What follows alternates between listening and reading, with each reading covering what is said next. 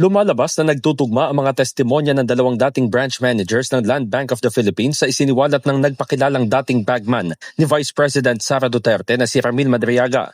Sa pulong balitaan, binigyang diin ni House Trial Spokesperson Zia Alonto Adyong na napagtibay ng salaysay ni na Violeta Constantino at Nenita Camposano na hindi imbento ang testimonya ni Madriaga noong clarificatory hearings ng House Committee on Justice. Kabilang narito ang paglalarawan ng mga bag na pinagsidlan ng napa-encash na pera sa Land Bank.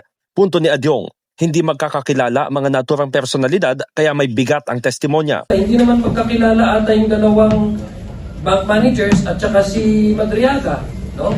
So pero may pagkakapare-pareho yung sinasabi nila, yung description ng nilagyan ng pera, yung yung bag, ilang bag ang nilagyan, at saka yung date na pinag-releasean ng cheque na to, may kakapagkakapere. Pero I don't think this is a made-up story agreed by these three individuals, diba? So it would definitely give credence and credibility to the testimony of Madriaga.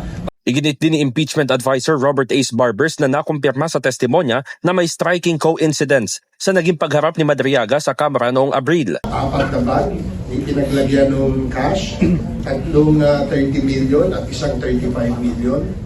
At ito ay nakumpirma, no? Sa testimonya ngayon ng ating bank manager na gaya nga ng nabanggit ninyo, noong April pa, sinabi na ito ni Ramil Madriaga. So again, no, there's a striking coincidence, perhaps.